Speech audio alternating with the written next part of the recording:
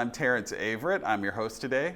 Today we're going to be talking about the Woodshop Club, and specifically I'm talking with John Krupchonik down in the Woodshop. He took us on a tour of everything that goes on there, from the facilities that they have, the machines that you can use, times and information. So stay tuned for more about the Woodshop.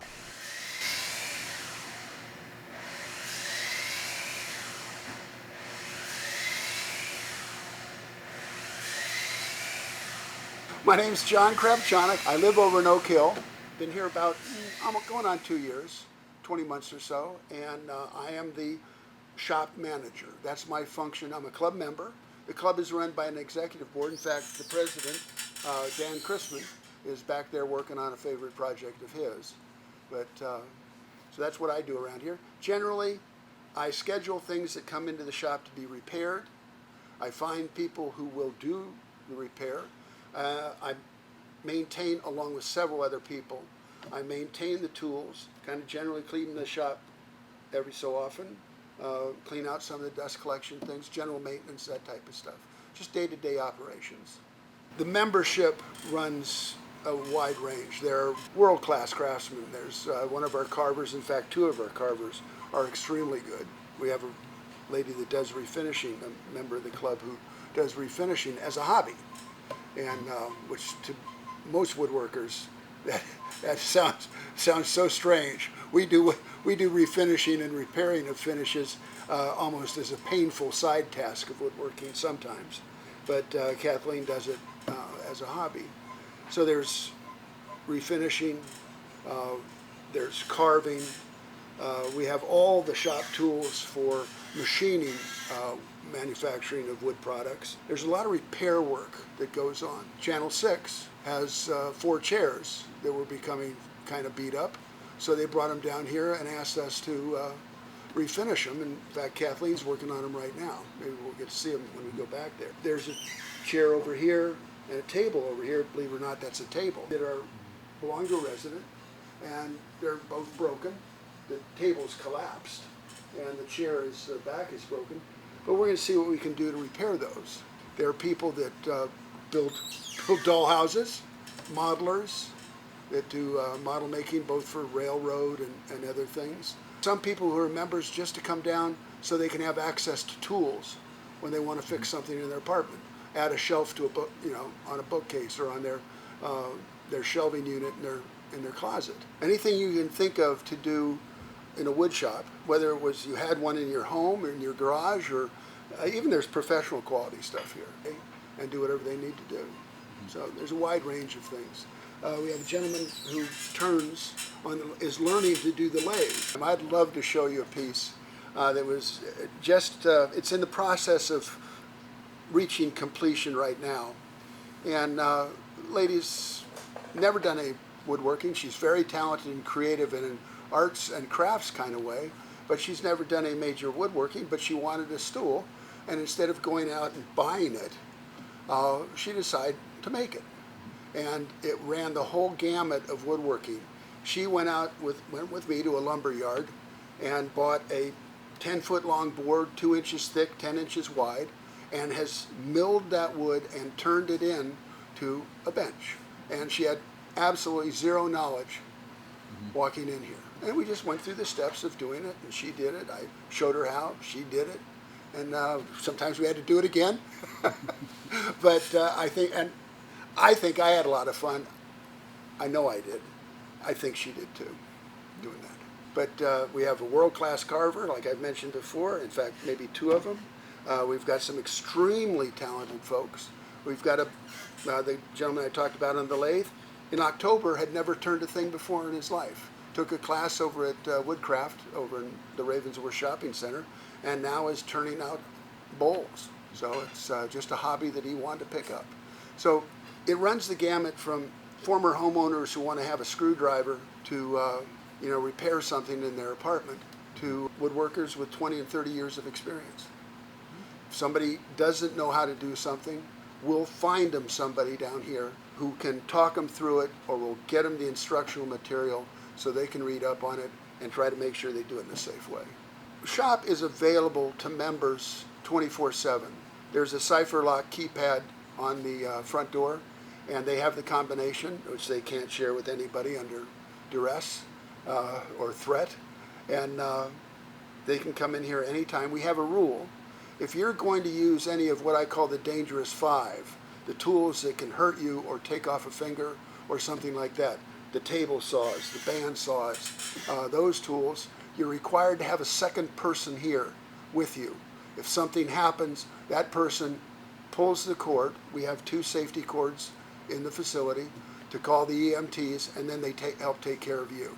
And so that's the rule.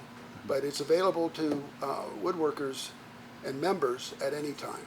Now, if somebody wants to talk to us about repair or that type of thing, I try to keep standard hours. I keep standard hours for 2 reasons. One, to be available if a member wants to cut something and needs the 2-person rule. They can come down during my hours and I'll be available. And the second reason is so that residents of Green Spring can come down here, find somebody, and talk to about whatever their woodworking issue is and what they'd like to see done. And frequently it's repairs. And those hours are Monday and Wednesday between 1 and 3, and Friday between 9 and 11. Now, there's people down here at all other times of the day, and you can always ring the doorbell or call the telephone number through one of the front desks, and if somebody's here, they'll answer and talk to you. We don't have a lot of people that do the intensive hand tool, old style woodworking.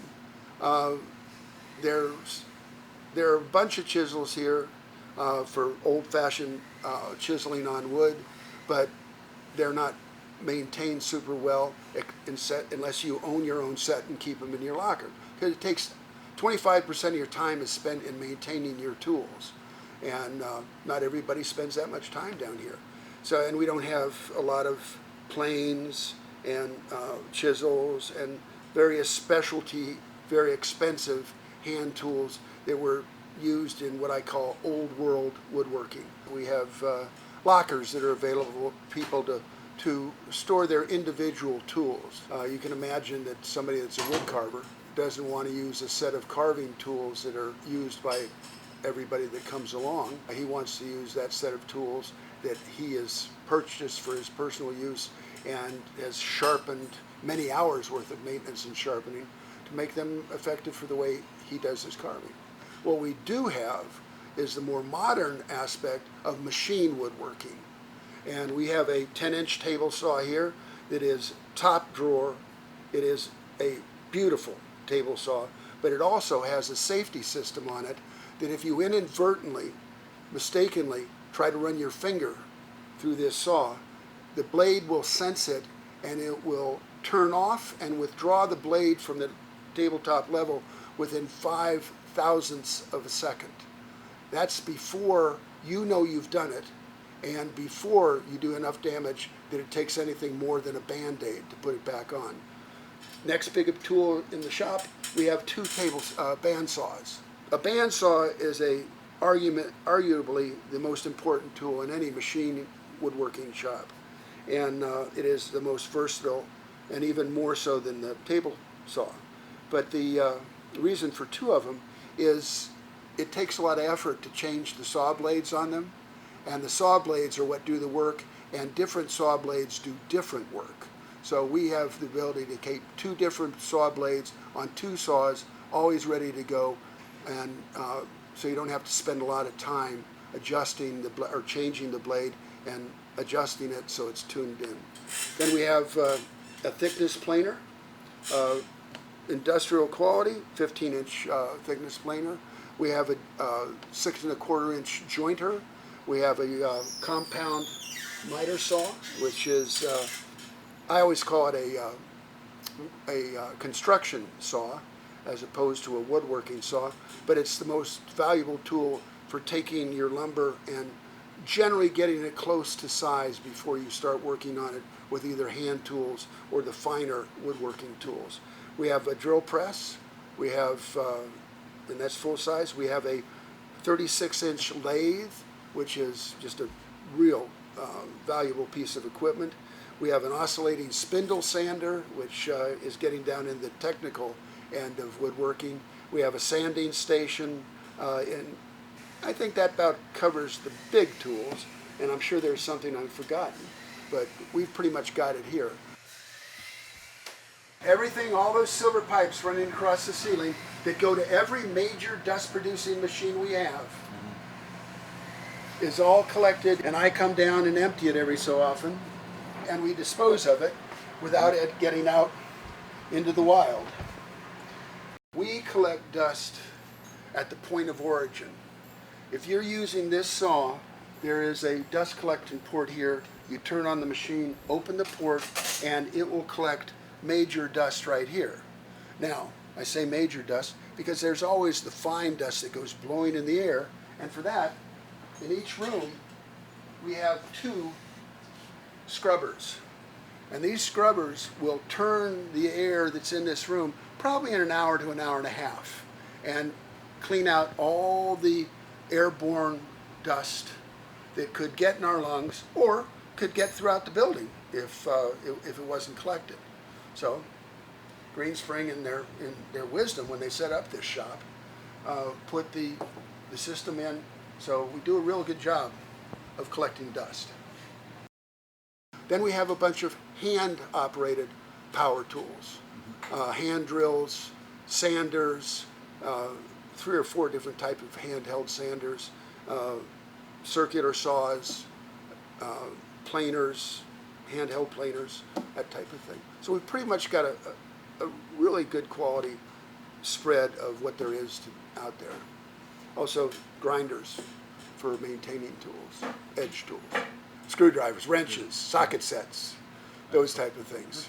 Yeah, we cover hammers, hand saws, just the things that we used to take for granted when we lived in our homes before we came to this community, and or out when we had were raising our families out in those homes. Kept them all out in the garage, most likely. What are you interested in? If you've never been a woodworker, is there something that you'd like to do to change your hobbies and habits and learn a new skill, keep your mind active? This is one that takes not only an active mind, but you also have to have a little bit of dexterity to do and operate some of these things. And I say that we have members who have minor physical handicaps. And I hesitate to use the word handicap in today's environment of political correctness, but they have challenges, and they come down here and meet them very well down here in the woodshop. When I first arrived here, we had only one person that operated the lathe, and he was in a wheelchair, but operated the lathe in a wheelchair. So if you want a new hobby, if you want something interesting to learn and do, the woodshop is yet another place at Green Spring where you have the opportunity, if you choose to do that. Now, if woodworking was your hobby before you came here, in whatever community you came from, it is still available. You can do it here. And some people tell me you can do it in style here. In my own garage, I had all of these tools except for 2. So I saw no real change from what I was used to. But there are some people who come down here and say, oh my goodness, you've got everything here. And so, come on down, find out, take a look at it.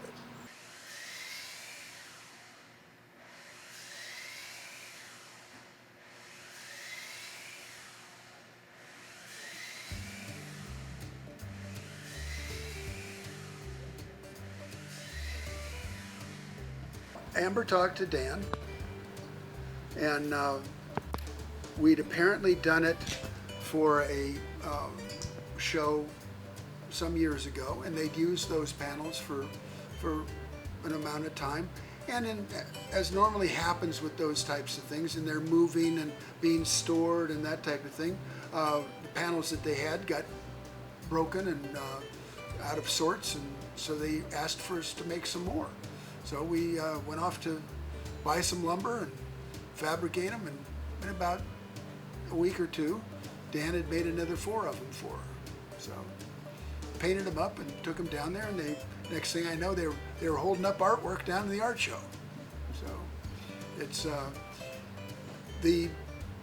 about 2 weeks ago, there was a display on headgear, hats, that was in the cubbies on the art wall in Town Center, or it was in Hunter's Crossing, and they were all displayed on mannequin heads on square boxes. Well, my understanding is that all the square boxes were made by the Woodshop at some time. They bought styrofoam mannequin heads and put them on that, and then used it to display their hat art, if you will. Anybody who dines at the large tables in the Jefferson dining room is familiar with the Lazy Susans that are at the center of the table. A year or two ago, those began to get a little bit disheveled, and were showing their age and wear. And during the great, what do we want to call it, when we were quarantined, didn't have any silverware or salt and pepper out on the table, they were taken away. Well, during that period while they were taken away, we refinished them down here in the shop. And when the medical emergency, the flu quarantine, was retired, they came back out, and they're currently serving again on the large tables, so people can pass the salt and condiments and that type of thing. So a lot of the training courses are going to be conducted in here, and so they wanted a podium. It's hinged. And it's 5 levels.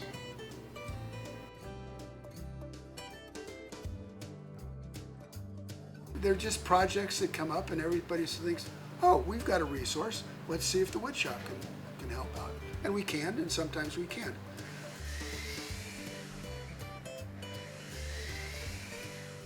As you can see, the Woodshop is a fantastic club here at Green Spring. They provide repair and restorative services for the staff and for residents. We here at GSV-TV are no strangers to those services. Most of our set here was refurbished at some point in time by the Woodshop. I got a chance to talk to Kathleen Illig, club member, about that.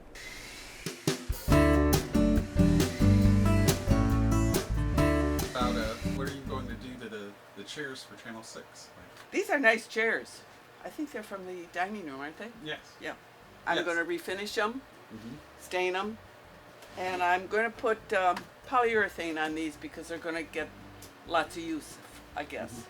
And polyurethane, mostly I use polyurethane on pieces that are going to be used maybe outside, kitchen, or something like that. Just That chair over there, I started at, when was it? I started about 11. So, 12-1. What? 2-3 Oh, so that was all just today? Yeah, Oh, okay. I'm on the second one. She is incredibly efficient. Any woodworker that looks you in the eye and tells you that they love to do refinishing, they're probably lying to you. But Kathy I do. loves to do I know. refinishing, but she never ever claims to be a woodworker. No.